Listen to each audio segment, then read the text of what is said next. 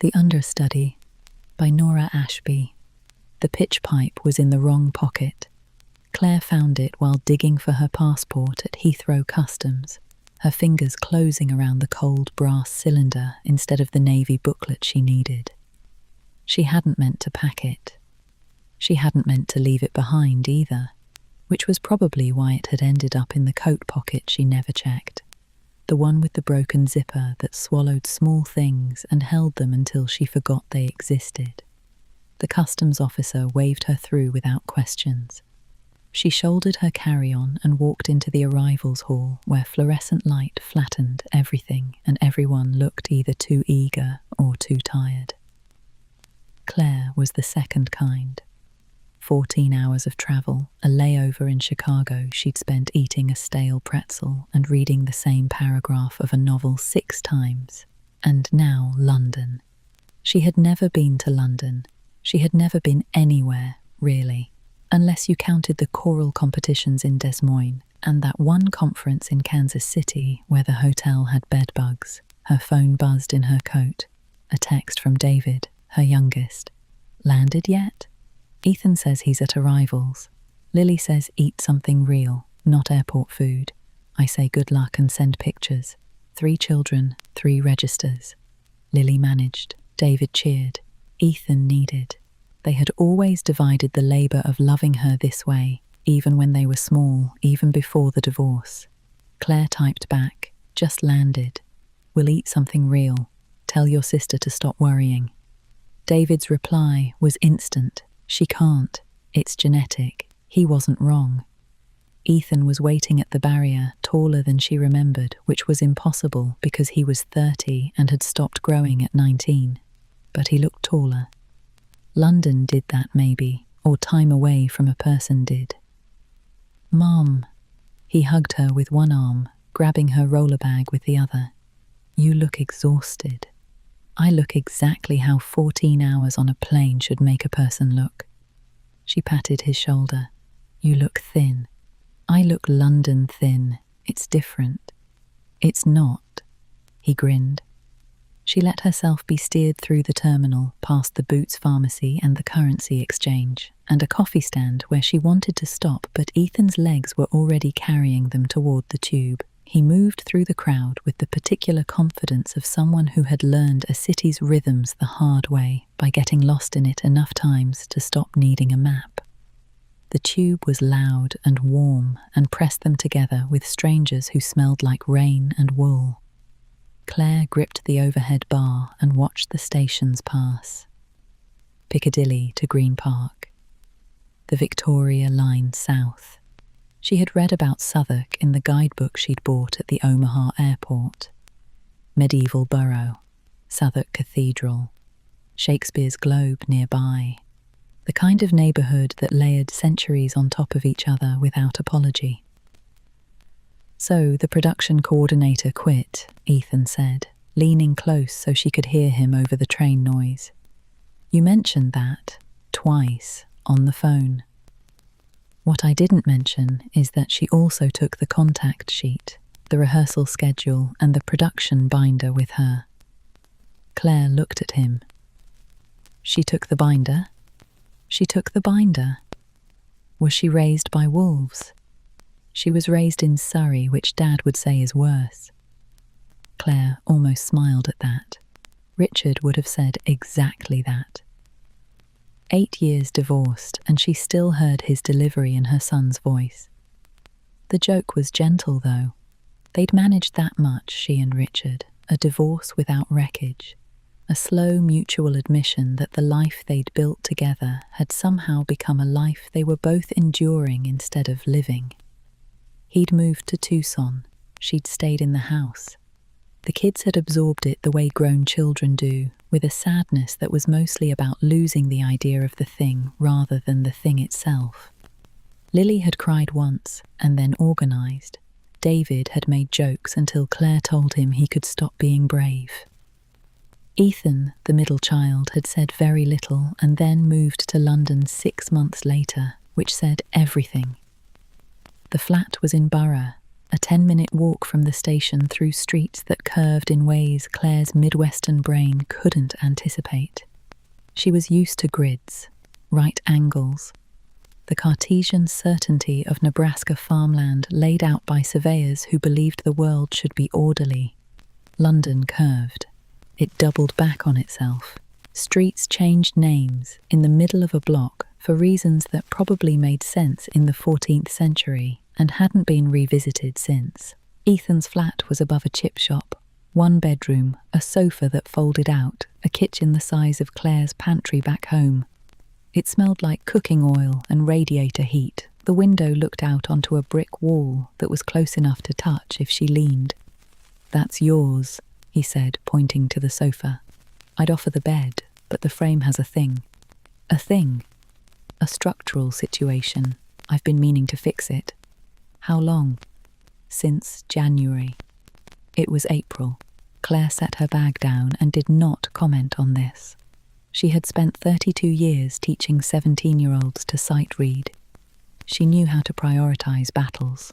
She unpacked while Ethan made tea in mugs that didn't match. Her suitcase was the organized kind, everything rolled, everything in packing cubes.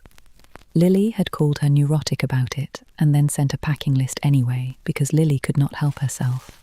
2 weeks of clothes, comfortable shoes, a rain jacket, and at the bottom, wrapped in a pillowcase because she couldn't think of anywhere else to put it, the worn leather Bible that had been her mother's. She hadn't opened it in over a year. She'd packed it anyway. Force of habit, or something less easy to name. She set it on the shelf above the sofa, spine facing the wall, and went to brush her teeth. The rehearsal space was 3 blocks away, above a pub called the Anchor. The stairs were narrow and steep, the banister wobbling under Claire's grip. The walls were the colour of strong tea, and the room itself was large enough for about 20 people if some of them didn't mind standing. A battered upright piano sat in the corner with a hymnal propped open on the music stand. Folding chairs lined the walls. Stage lights were clamped to an exposed pipe overhead, though only 2 of them appeared to work. Someone had taped a paper sign to the door that read, "Even Song Company," in block letters that were trying to look professional and not quite succeeding. Claire stood in the doorway and took inventory. It was what she did. 32 years of choir directing had trained her to walk into any room and assess it in seconds. Acoustics, sight lines, where the strongest voices should stand, where the weak ones could hide. This room had low ceilings which would compress the sound. Good for intimacy, bad for anything above mezzo forte. The wooden floor would help with resonance. "We rehearse 6 days a week," Ethan said, pulling folding chairs into a semicircle. "Cast of 12, choral play, so everyone sings. The show is called Even Song. 3 interweaving stories set during Vespers services across 3 centuries. Same hymns, different people singing them. It's beautiful, actually." He paused. "When it works. And when it doesn't work. That's why you're here." He said it lightly, but there was a thread of real worry under it, and Claire heard that too. This was his first time stage managing a full production. If it fell apart 3 weeks before opening, it would cost him something he couldn't afford to lose yet. Credibility, momentum, the belief that he could do this. Claire walked to the piano and touched one key, middle C, slightly flat, because of course it was. She could hear the tuning in her body before her brain registered it, the way she'd always been able to, the way she hadn't allowed herself to notice for 3 years, because noticing meant caring, and caring meant singing, and singing meant standing in front of a group of voices and shaping them into something that sounded like believing.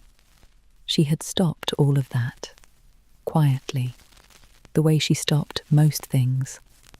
The retirement had been presented as practical. She was 55 and the school was restructuring and they offered a package and she took it. Everyone understood. Claire Egan, the one who had kept that choir together for 3 decades, who had taken them to state finals 11 times, who had made teenagers who thought they hated music cry during the Ubi Caritas at graduation. Claire Egan was retiring. She'd earned it. She hadn't earned it. She'd run from it. The songs had started to feel hollow. The hymns she'd built her life around, the ones her mother had sung in the kitchen in Kearney, the ones that had been the architecture of her faith for as long as she could remember. They had become just notes, just intervals, just physics, sound waves travelling through air at predictable frequencies, bouncing off walls at calculable angles. She could explain every hymn she'd ever loved in terms of acoustics and music theory, and that was exactly the problem. She had taken the mystery apart to see how it worked, and now it wouldn't go back together. The pitch pipe was still in her pocket. She touched it through the fabric. A 440. The tuning note she'd used every rehearsal for 32 years. She hadn't blown an A in 3 years. The cast arrived in 2s and 3s, young mostly, a few of them closer to Claire's age. They were loud and physical with each other in the way theatre people were, all hugs and nicknames and complaints about the Northern Line. A tall woman named Gemma kissed Ethan on both cheeks and called him love in a way that made Claire file away a question for later. Claire sat in the corner with a clipboard Ethan had given her and wrote down names as he introduced them. Stage manager duties, scheduling, contact information, the concrete work of making a production function. She was good at this. She was good at anything that could be organised into rows and columns. Rows and columns didn't ask you to feel anything. The rehearsal started without ceremony. A woman named Priya sat at the piano and played an introduction Claire recognised before the first measure was finished. Be Thou My Vision. 8th century Irish hymn translated into English in 1905, set to the traditional melody Slain. Claire knew these facts the way she knew her own middle name. They were structural, load-bearing, built into the foundation of who she had been. The cast began to sing. They were uneven. The tenors were late on their entrance by half a beat. The altos were singing from their throats instead of their diaphragms, which meant they'd tire by the second act. The sopranos had a lovely timbre that needed anchoring from a lower voice that wasn't quite there. Claire's hand moved, an involuntary twitch, the ghost of a conducting gesture. She pressed her palm flat against her thigh and held it there, but the hymn filled the room. It filled the room the way water fills a glass, rising from the bottom up, and Claire's other hand moved to her chest without her permission. Something pressed against her ribs from the inside, not pain. Not grief, something older than both of those things. A recognition that lived in muscle memory, in the particular way her breathing changed when a hymn built toward its final phrase, the way her spine straightened and her chin lifted as if the melody were pulling her upward. Be Thou my vision, O Lord of my heart. Naught be all else to me, save that Thou art. She closed her eyes, just for a second. Just long enough for the sound to reach the part of her that still knew what those words meant, the part she'd locked in a room 3 years ago and tried to forget about. The part that remembered her mother's voice, clear and certain, singing this same hymn while rolling pie crust on a Saturday afternoon in a kitchen in Kearney, Nebraska, where God was as real and present as the flower on her hands. The song ended. The room held the silence for a beat before someone coughed, and the spell dissolved into shuffling feet and murmured comments. Claire opened her eyes. Ethan was watching her from across the room. He didn't say anything, but his face had the particular expression she recognized from his childhood, the one that meant he saw something she didn't want seen. She looked down at her clipboard. She wrote Day 1 at the top of a fresh page and underlined it twice. In her pocket, the pitch pipe waited. Malcolm Hale arrived 11 minutes early and said nothing to anyone. Claire noticed this because she noticed everything about time. She was already at the rehearsal space, had been for 20 minutes, rebuilding the production binder from scratch. She'd spent the previous evening in Ethan's kitchen with her laptop and a cup of tea that went cold 3 times, reconstructing the contact sheet from cast emails and building a new rehearsal schedule in a spreadsheet with colour-coded tabs. It was the kind of work that made her feel like herself, organized, useful, contained within clear edges. He came through the door carrying a leather satchel and a thermos, and the room shifted in a way Claire couldn't quantify. Not quieter exactly, more attentive. The cast members who were already there glanced at him and then at each other with the look people have when the person in charge has arrived, even if that person has no official authority. He was 62, she would learn later. He looked like a man who had been tall in his youth and hadn't lost the posture. Grey hair, close-cropped. Wire-rimmed glasses he took off when he listened and put back on when he spoke, as if hearing and seeing required different instruments. He wore a dark blue jumper with the sleeves pushed to his elbows and moved with the particular economy of someone who never took an unnecessary step. He set the thermos on the piano and opened the hymnal without greeting anyone. Claire watched from her corner. She had known men like this. Conductors, mostly. The ones who believed their silence was a form of communication and expected the room to learn its grammar. She'd worked with 3 of them over 3 decades and had outlasted all of them, not through confrontation, but through the quieter power of being indispensable. Ethan appeared at her elbow. "That's Malcolm Hale, vocal coach, former choirmaster at a cathedral up north. He's brilliant. Brilliant people usually come with a warning label. He's also difficult. There it is." Ethan hesitated. "He knows what he's doing, Mom. Just let him do his thing." "I'm doing my thing." She held up the binder. "Stage management, scheduling. I'm not here to direct the choir." Something in Ethan's expression suggested he didn't entirely believe her. He was right not to. The rehearsal began. Malcolm stood at the front of the room with his glasses on and his hands behind his back and listened to the cast sing through the opening sequence. He didn't conduct. He didn't mark time. He stood still and listened the way some people pray, with their whole body angled toward the sound. They sang, "Be Thou My Vision," again. Claire's clipboard was open on her lap, but she wasn't writing. She was listening too, and she was hearing everything she'd heard the day before. The late tenors, the shallow altos, the untethered sopranos, the baritone, whose name was James, pushing too hard. Malcolm let them finish. Then he removed his glasses and held them in one hand, a gesture Claire would come to recognize as a signal that whatever he was about to say mattered. "The tenors are a half beat behind from measure 12 onward. You're following the piano instead of the breath. Stop listening to Priya and listen to each other." He paused. "Altos, you're singing from here." He touched his throat. "Sing from here." He placed his hand flat against his diaphragm. "If you're tired by Act 2, you're breathing wrong. It's physics, not stamina." Claire's pen moved on the clipboard. She wrote, "Physics, not stamina." Then she crossed it out because it wasn't stage management business. "The tempo is too fast," Malcolm continued. Claire looked up. This hymn was composed as a prayer, not a march. Quarter note equals 84. You're singing it at 96. The words need room. He turned to Priya at the piano. "Take it again. 84. Priya played the introduction again, slower. The cast began to sing. Claire's hands tightened on the clipboard. He was wrong. She knew he was wrong. She knew it in the place where 32 years of choral work lived, below thought, in the body's memory of how music moves through a room. "Be Thou My Vision" at 84 beats per minute was a dirge.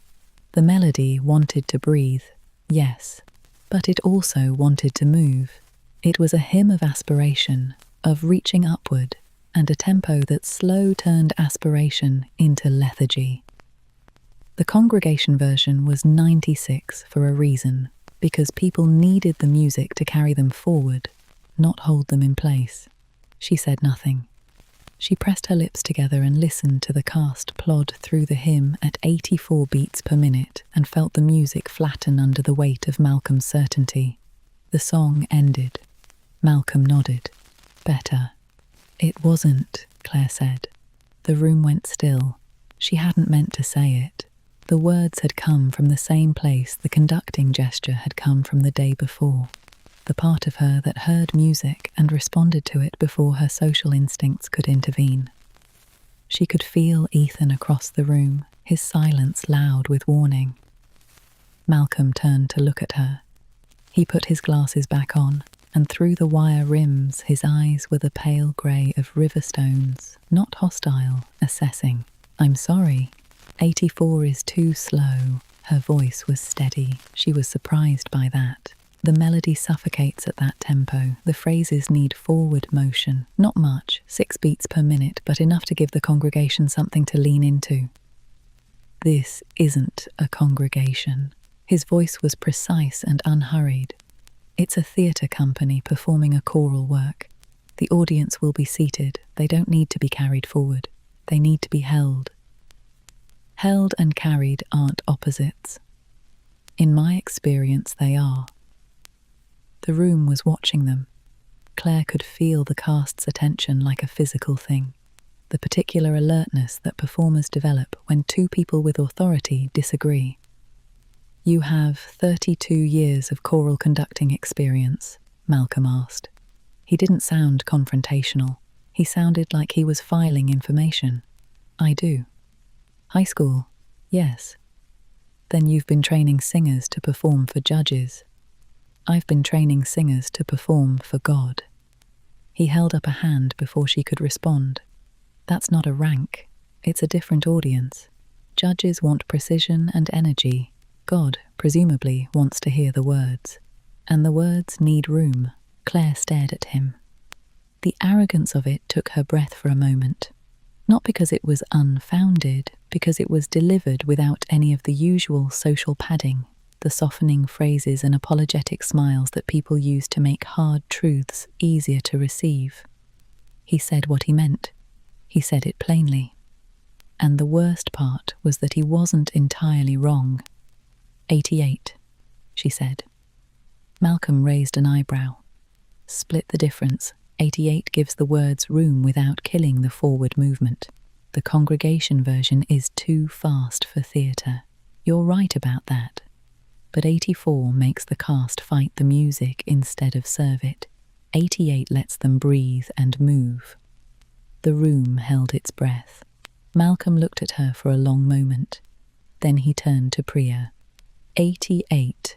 Priya played the introduction. The cast sang, and at 88 beats per minute the hymn opened up. The words had space.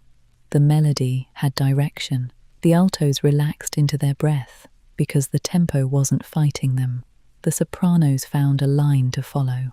Claire's chest ached, not from the argument, from the music, from how right it sounded at a tempo she'd known instinctively. The way she knew middle C was flat. The way she knew which alto would crack on a high E. She still had this.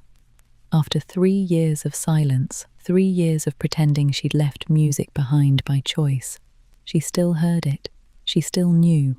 And that was worse than not knowing. Because knowing meant she hadn't lost the thing. She'd abandoned it. The rehearsal continued.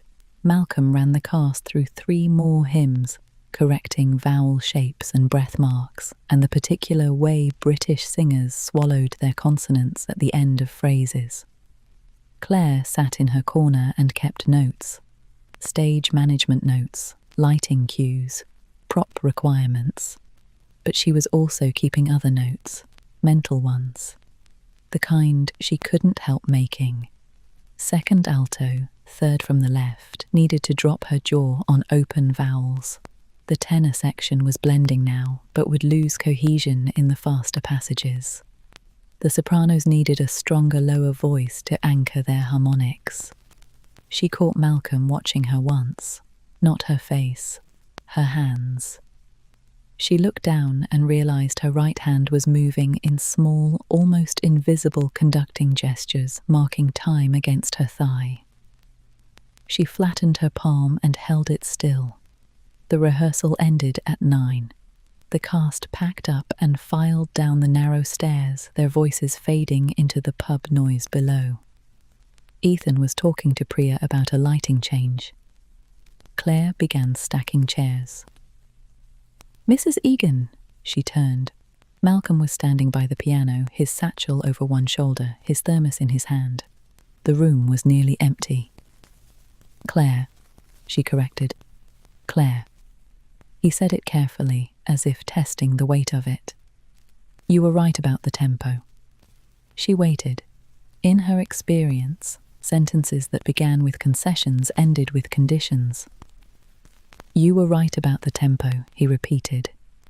"But I want to ask you something, and I'd like you to hear it as a genuine question rather than an accusation." That's usually what people say before they accuse you of something. The corner of his mouth moved, not quite a smile, an acknowledgement. "You have extraordinary ears. You heard the problem with that hymn in under 30 seconds. You've been conducting against your leg all evening without realizing it." He paused. His glasses were off. His eyes, without the wire frames, were direct and uncomfortably clear. "Why did you stop?" Claire's breath caught. A small thing, barely audible, but in a room with acoustics this tight, she knew he heard it. "I retired." "That's not what I asked." "I know what you asked."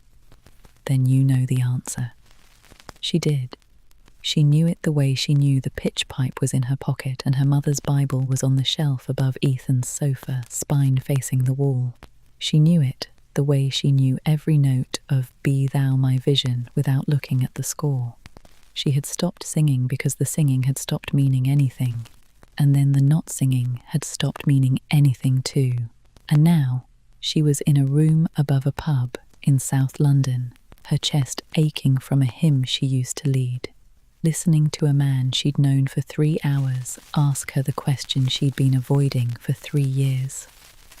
"People stop singing for 2 reasons, Malcolm said. He spoke as if he were delivering a diagnosis, not unkind, simply precise. Either the music leaves them or they leave the music. The first is a tragedy, the second is a choice, and choices can be reversed." Claire picked up the last folding chair and carried it to the wall. She set it down with care, aligning it with the others, because alignment was something she could control. "Good night, Mr. Hale." "Malcolm." She walked down the narrow stairs, past the pub noise and the smell of lager and frying oil, and out onto Borough High Street, where the April air was cool and damp and utterly foreign. She stood on the pavement and breathed. A bus passed, its windows yellow with interior light. He was right. She had left the music, not the other way around. And standing in the dark on a street she didn't know, 4,000 miles from a house that was too big for one person, she understood for the first time that she might have come to London, not because Ethan needed a stage manager, but because something in her still recognized the sound of a door opening. By the 4th day, they had developed a rhythm, not a comfortable one, the kind that forms between 2 people who disagree often enough to develop rules for it. Malcolm would make a note about vocal technique. Claire would hold her tongue for exactly as long as it took for him to finish, and then she would add her own observation, framed as a question, so it didn't sound like a correction. Could the altos try dropping their breath a beat earlier on that phrase? Malcolm would consider this. He would remove his glasses. He would either nod or say no, and here's why, in a tone that managed to be both exacting and oddly respectful, as if the quality of her wrongness deserved the same precision as her rightness. The cast watched this the way spectators watch tennis. Someone, probably Gemma, had started keeping a tally on the back of a rehearsal flyer. Claire pretended not to notice. She suspected Malcolm genuinely didn't. She also noticed during these 4 days that Malcolm hummed, under his breath, while the cast took water breaks or Priya marked through a passage. Low, almost inaudible, as if he were holding a conversation with the music that didn't require anyone else's participation. He hummed the way other people breathed, without deciding to. On the 4th evening, the cast went to the pub downstairs. Claire had begged off the last 3 nights, citing jet lag that was only partly fabricated. Tonight, Ethan caught her arm on the stairs. "Come down, 1 drink, Gemma's birthday." I don't know, Gemma. You've spent 4 days together. In theatre, that's a lifelong bond. Claire looked down at him from 3 steps up. He was smiling, but his eyes had the particular steadiness that meant he wasn't asking. He was telling. She recognised the expression because he'd learned it from her. 1 drink. The pub was warm and crowded and smelled like hops and wet coats. Claire took the seat at the end of the booth, nearest the wall. The cast was loud and happy and buying rounds for Gemma, who was turning 28 and appeared to believe this was a significant crisis. Malcolm was at the bar. Claire saw him before he saw her. His posture was the same as in rehearsal. Upright, contained, occupying exactly the space he needed and no more. He looked up. Their eyes met. He picked up his pint and walked over. "May I?" He gestured to the seat across from her. "It's a free country."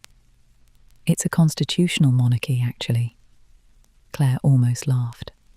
Almost. She gestured to the seat, and he sat down, setting his pint on the table with the careful deliberation she'd come to associate with everything he did. They sat in silence for a moment. Not the loaded kind. The kind that settles between people who have argued enough to be comfortable with pauses. "You've been in London 3 years," Claire said. 3. I was in Edinburgh before that. The cathedral. You've done your research. Ethan talks. Ethan talks a great deal. It's one of his better qualities. Malcolm turned his glass in a slow circle on the table. "Yes. St. Cuthbert's. 12 years.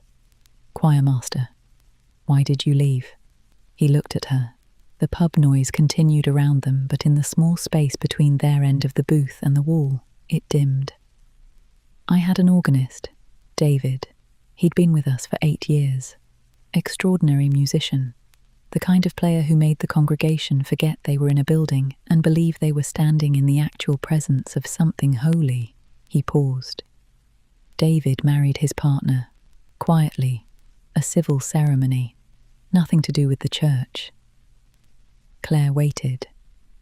"The diocese asked me to dismiss him. Not officially. There was no letter. There was a conversation with the bishop and a suggestion, and the particular kind of silence that means the suggestion isn't optional. And you refused. I told them that David's hands on those keys were closer to prayer than anything I'd heard from the pulpit in a decade." His voice was even, almost clinical, but his fingers on the glass had tightened. "They didn't dismiss me either. There was a conversation, a suggestion, the same silence." "So you left?" "I left, and then I kept leaving. Edinburgh, then London, freelance work, a different church every month, until the churches stopped feeling like churches and I stopped trying to make them feel like anything." Claire recognised the shape of what he was describing. Not the specifics, the architecture. A person who had built their life around an institution, who had given it their best years and their deepest belief, and who had watched it fail the test they needed it to pass. She knew this architecture because she lived inside it. "Do you regret it?" she asked. Malcolm considered this. He took a drink from his pint, set it down, turned it once. "I regret that I had to make the choice. I don't regret the choice I made." He looked at her. "There's a difference." There was. Claire knew it intimately. "Nebraska," she said, not because he'd asked, because the exchange required it. He had given her something true. The balance demanded reciprocity. "Tell me about Nebraska." "There's not much to tell. It's flat." He waited, patient, the way he waited for a singer to find their note. "I directed the choir at Westfield High for 32 years. Every hymn I knew, I learned from my mother. She sang in the kitchen. She sang in the car. She sang at church on Sundays and Wednesdays, and whenever the Spirit moved her, which was often, she had a voice that could stop a room." Claire turned her own glass. "She died 7 years ago, and the hymns kept going because hymns don't stop just because the person who taught them to you is gone.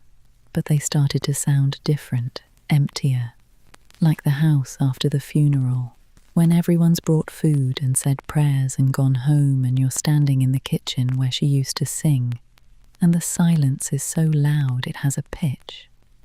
She hadn't meant to say that much. The words had come out with the ease of something rehearsed, though she'd never said any of it aloud before.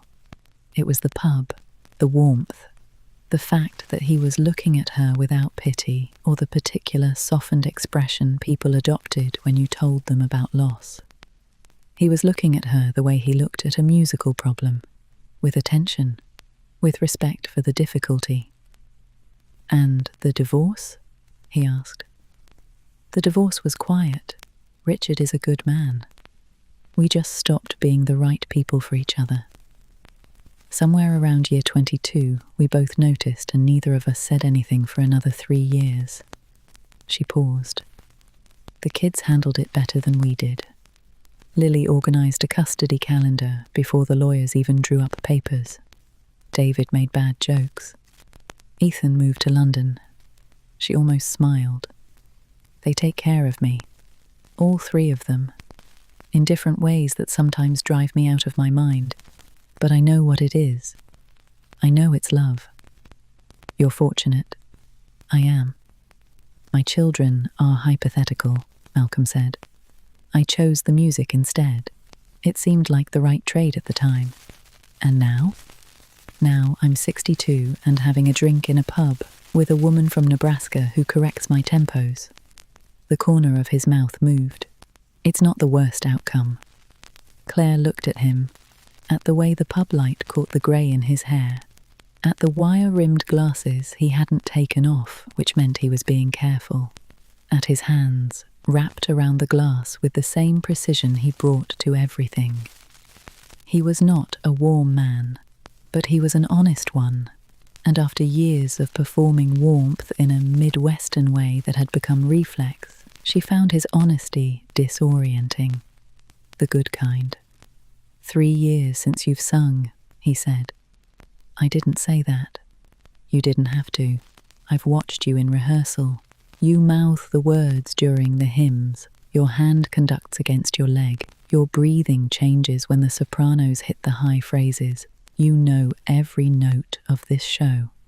He set his glass down. But you haven't sung. Not once. Not even when you thought no one was listening. Claire's throat tightened. I hum sometimes. Humming isn't singing. Humming is what people do when they're afraid that if they open their mouth, the sound that comes out will mean something they're not ready to mean. The pub noise swelled. Gemma was telling a story that required dramatic gestures. Someone dropped a glass. The bartender called last orders.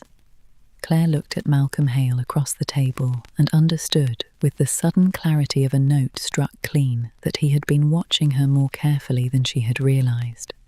That his attention, which she'd interpreted as professional assessment, contained something else.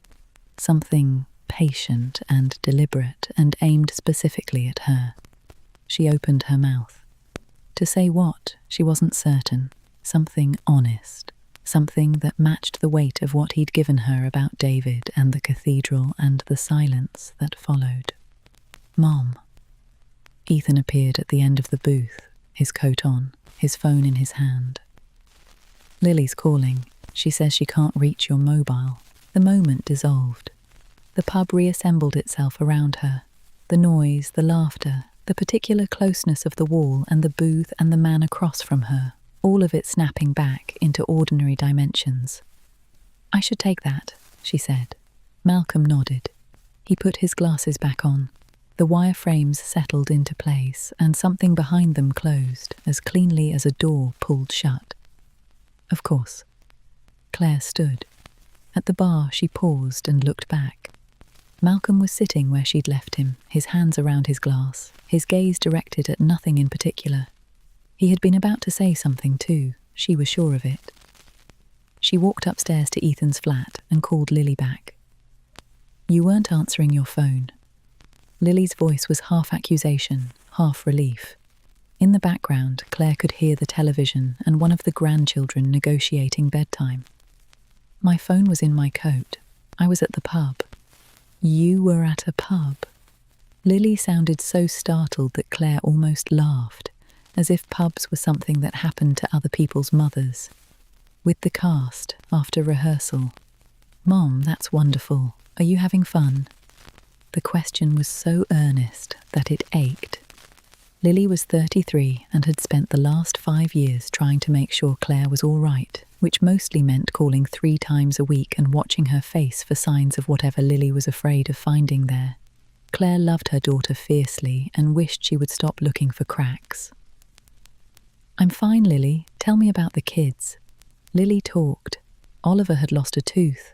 May had learned to write her name and was now writing it on every available surface, including the dog. Normal things. Beautiful, ordinary things. The texture of a life being lived 4,000 miles away in a house where Claire's grandchildren were growing up so fast she could feel the distance in her chest like a physical weight. You sound different, Lily said after the updates had run out. She said it carefully, the way she said anything she wasn't sure Claire would want to hear. I've been awake since 4 a.m. London time. I probably sound tired. Not tired, different. A pause. Lighter, maybe. Claire looked at the shelf above the sofa. Her mother's Bible sat with its spine facing the wall. I'm fine. I didn't say you weren't fine. I said you sounded lighter. Those are 2 different things. They were. Lily had always been precise about emotional distinctions. She got that from Claire, who got it from her mother, a chain of women who noticed everything and said just enough. Good night, sweetheart. I love you. I love you too, Mum. Claire hung up and sat on the sofa in the quiet flat. Below her, the pub was closing. She could hear chairs being dragged across floors, the distant clatter of glasses being collected. She reached for the Bible on the shelf, turned it around, spine facing out.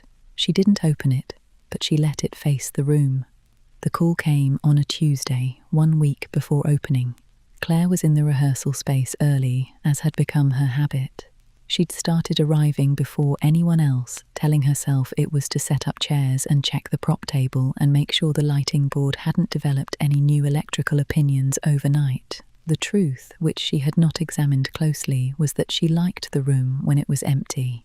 She liked standing in the silence where the music had been, where the ghost of it still hung in the acoustic of the low ceiling and the wooden floor, the way incense lingers in a church long after the service ends. She was aligning chairs when Ethan's name appeared on her phone. Gemma's lost her voice. Claire stopped moving. Lost it how? Laryngitis. Full. Her GP says 2 weeks minimum. She can't speak, let alone sing. Claire sat down in one of the chairs she'd just arranged. The rehearsal space was cold. She hadn't turned the heater on yet. She pulled her coat tighter and processed what Ethan was saying, the way she processed all crises, systematically, compartmentally, looking for the structure of the problem before she allowed the feeling of it. Gemma was the lead soprano. She sang the central role in all 3 timeline threads of Evensong.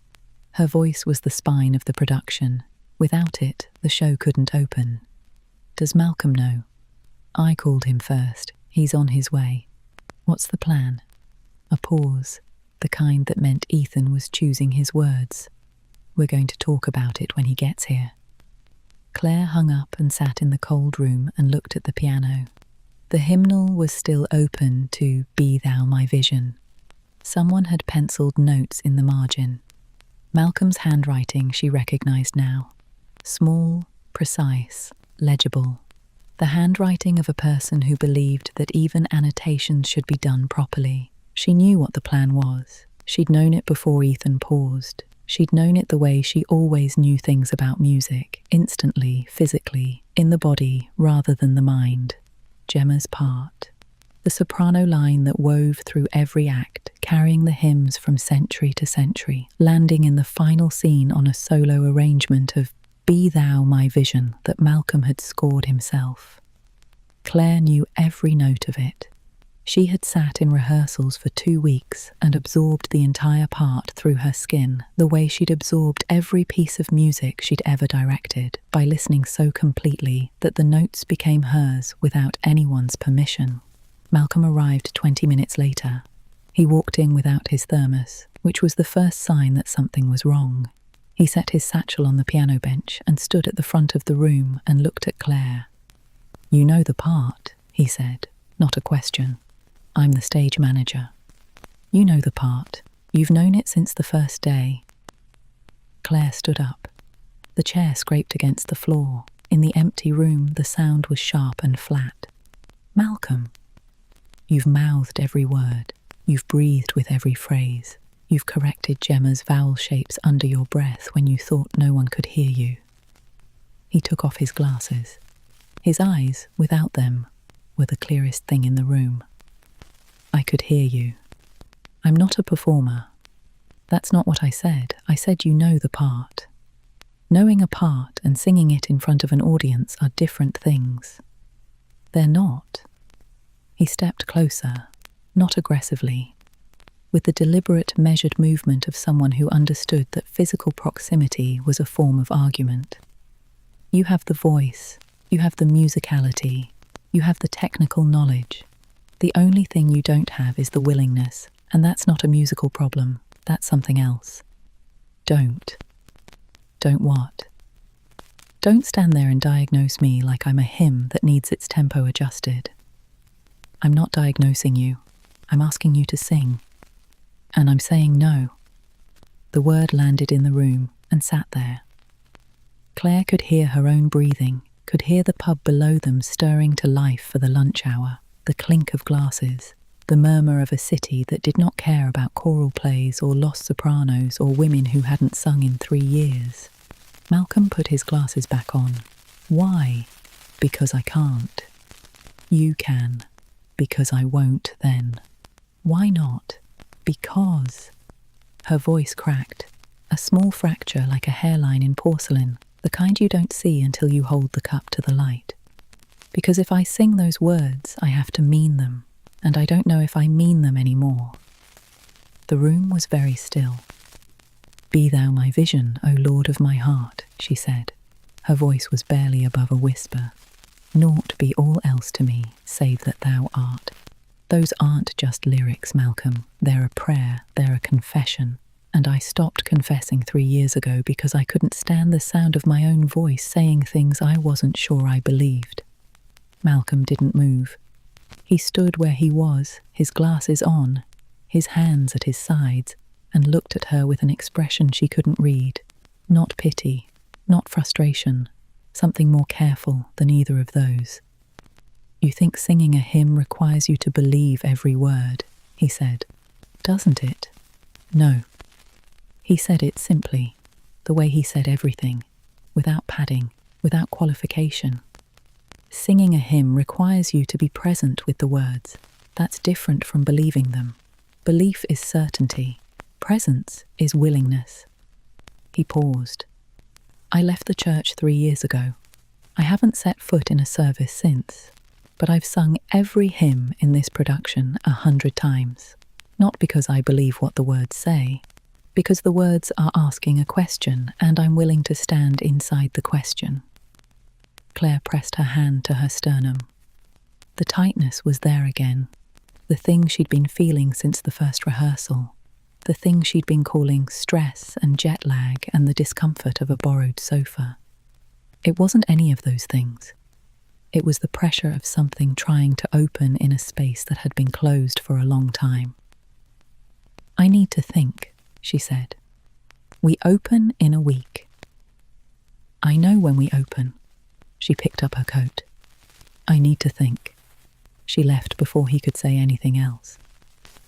Down the narrow stairs, through the pub where the lunch crowd was settling in, out onto Borough High Street where the April sky was the particular grey of London in spring. Not dark, not light, indeterminate, a sky that refused to commit to a mood. She walked. She didn't decide where. Her feet carried her south on Borough High Street, past the market, past the food stalls that smelled like bread and roasting meat, until she found herself standing in front of Southwark Cathedral. It was open, of course it was.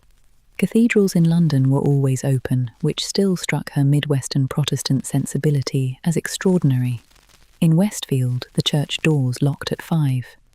Here, a building that had been standing since the 12th century left its doors wide and let anyone walk in off the street and sit in the silence.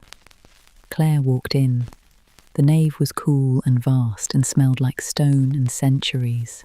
Light came through the stained glass in coloured columns, red and blue and gold, falling across the stone floor in patterns that moved as clouds passed outside. A few tourists wandered near the entrance, speaking in low voices. Further in, the cathedral emptied into stillness. She sat in a pew near the front. The wood was smooth under her hands, worn by generations of palms.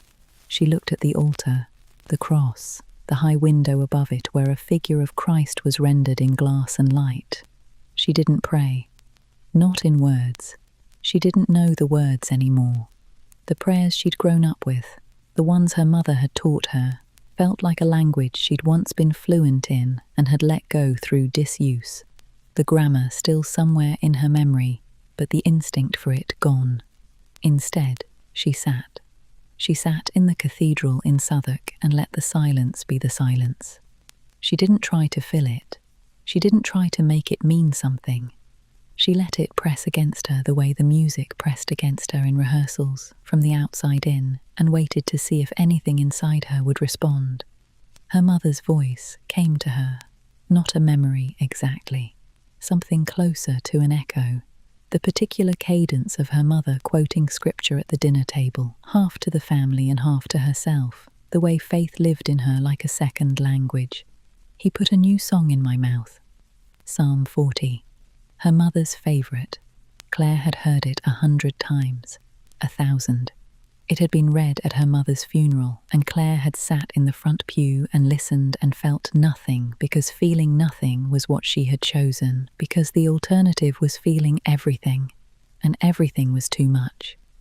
But sitting here, in a cathedral she hadn't chosen to enter, in a city she hadn't planned to be in, the words settled into her differently. Not as comfort, not as command, as possibility.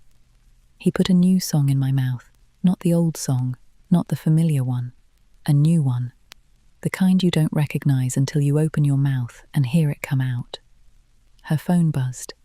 She almost didn't look, but the screen said David, and she couldn't not answer David. He was the youngest and the one who called least, which meant that when he did call, it mattered. "Hey, Mom." "Hey, sweetheart." Her voice echoed in the nave. She lowered it.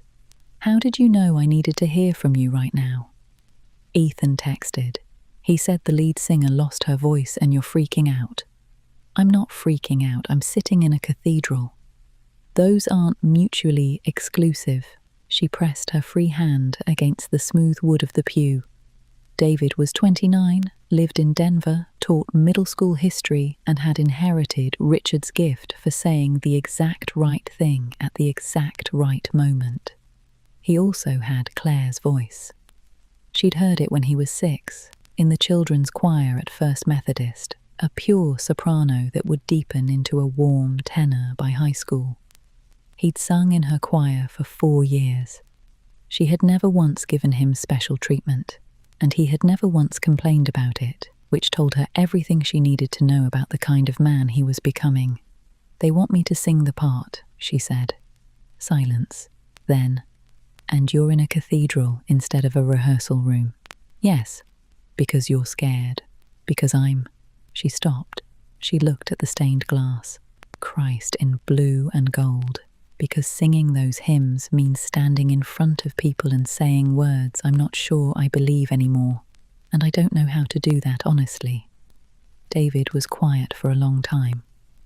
She could hear him breathing, could hear faintly what sounded like wind, which meant he was outside, which meant he'd stepped out of wherever he was to take this call.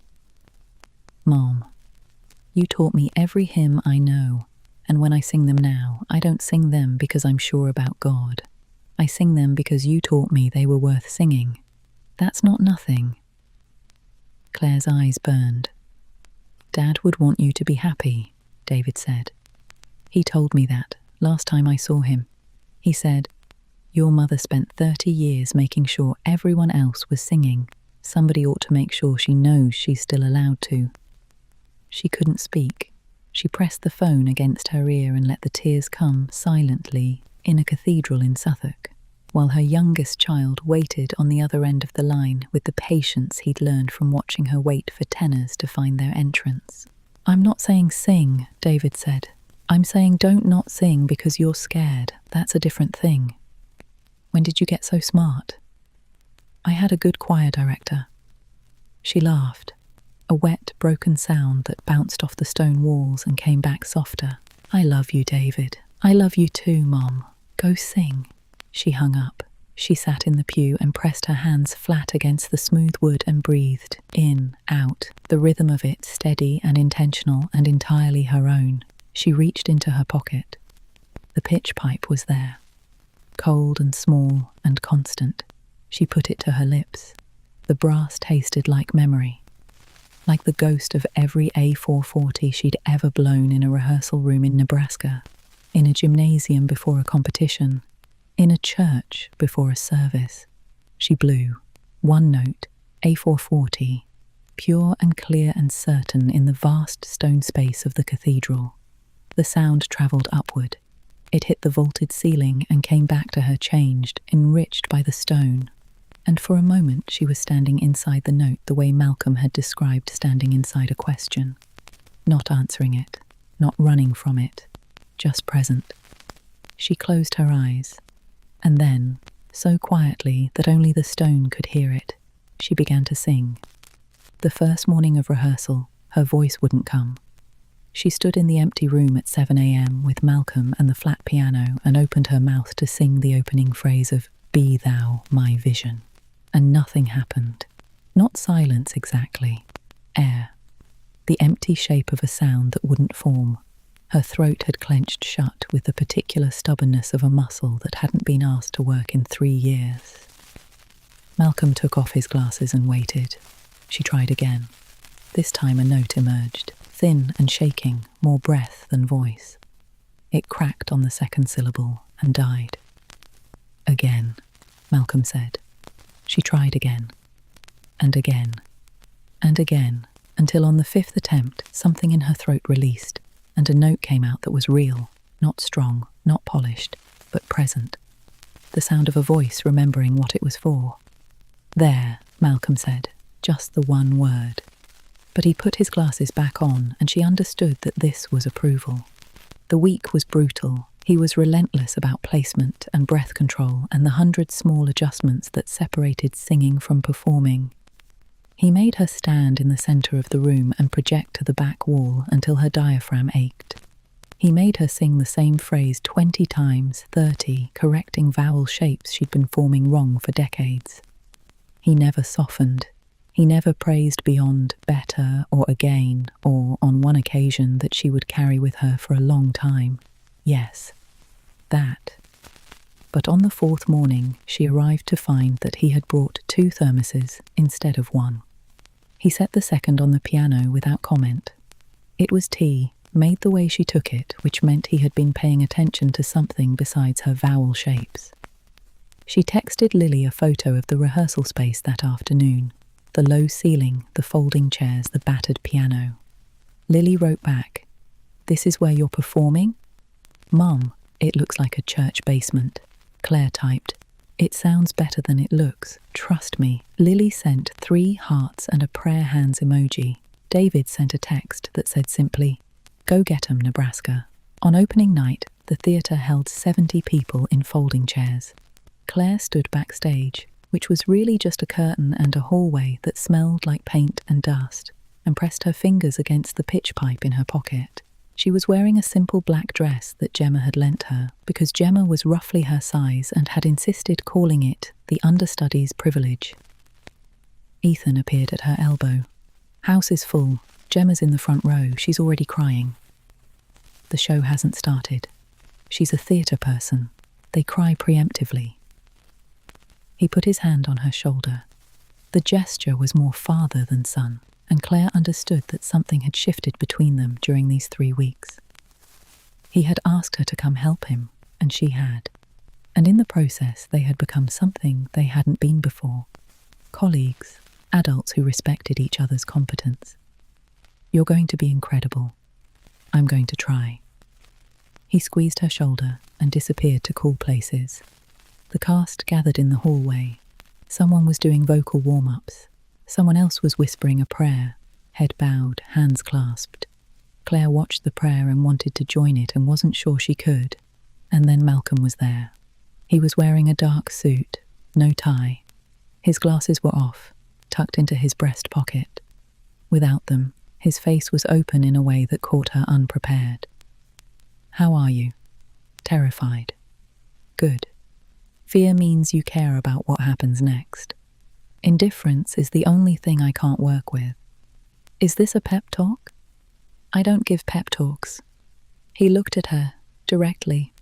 Without the wire frames between them, his gaze had nothing to hide behind. "I want to tell you something before you go on. Malcolm, you asked me once why I left the church. I told you about David and the diocese and the silence. That was true. But it wasn't all of it." He paused. The hallway was narrow and the cast was filing past them toward the stage, and somehow none of it touched the small space where they were standing. "I also left because I couldn't find anyone who heard the music the way I did. Not the notes. The thing underneath the notes. The question it was asking. I'd spent 30 years looking for someone who heard that, and I'd stopped believing they existed." Claire's breath caught. "And then you sat in the corner of a rehearsal room and corrected my tempo, and I knew." She couldn't speak. Her throat was closed, not with fear, with the overwhelming, terrifying weight of being heard by someone who knew what listening cost.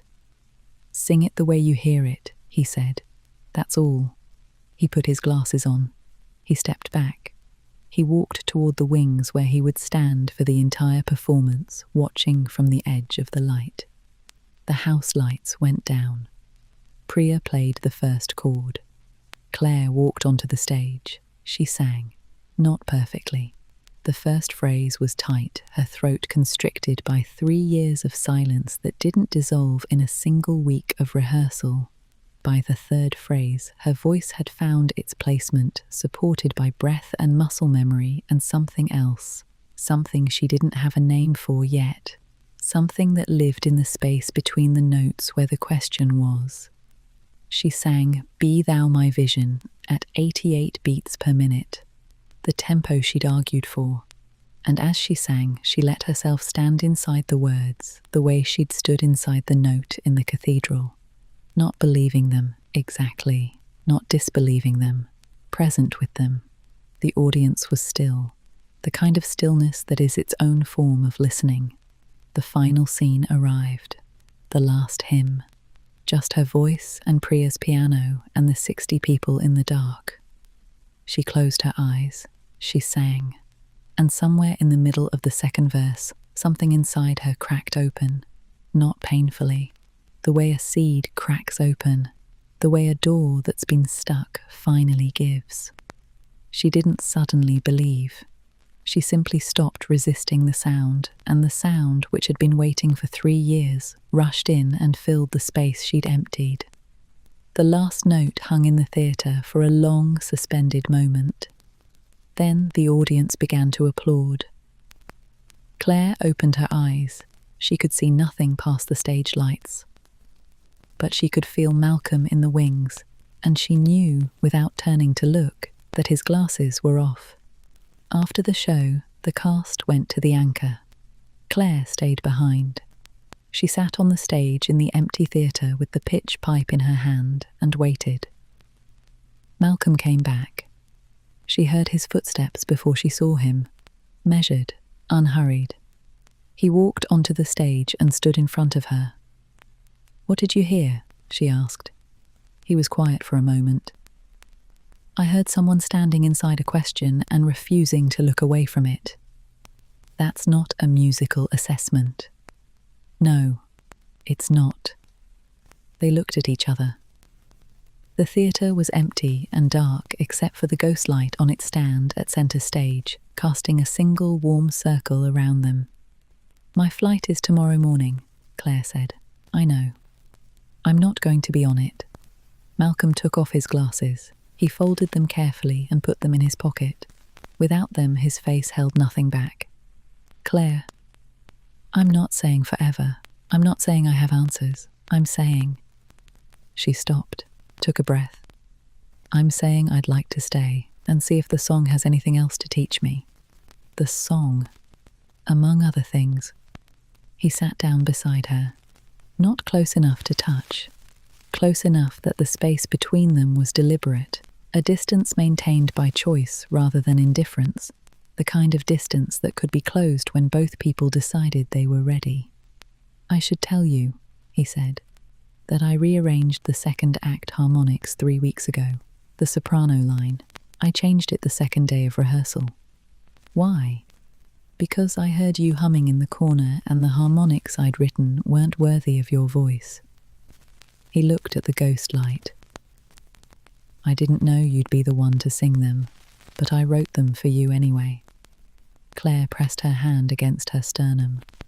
The tightness was there. But it was different now. Not the pressure of something trying to open. The ache of something already open, raw and new and tender, like a muscle used for the first time in years. "That's the most romantic thing anyone has ever said to me," she said. "And you said it about harmonics."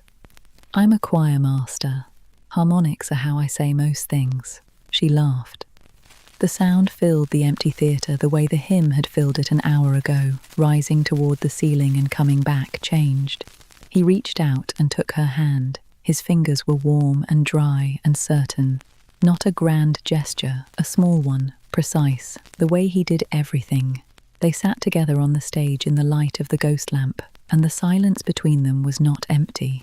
It was the kind of silence that follows music, the kind that still holds the shape of what was sung, the kind her mother would have called holy, and Claire thought maybe she was right. Not in any way Claire could explain or defend to anyone who asked, but present, the way a song is present even after the last note fades. Still there, still true, just quieter now. Claire held Malcolm's hand and looked at the empty theatre and understood that she had not come to London to be a stage manager. She had come to London to find out if the song still lived inside her. It did. It did, and it was not the old song. Not the one she'd known in Nebraska, certain and familiar and safe. This one was new, uncertain, full of questions she didn't have answers to. But it was hers, and she was willing to sing it, and beside her sat a man who had arranged his life around listening for exactly this sound. And that was enough. Not everything, but enough to begin.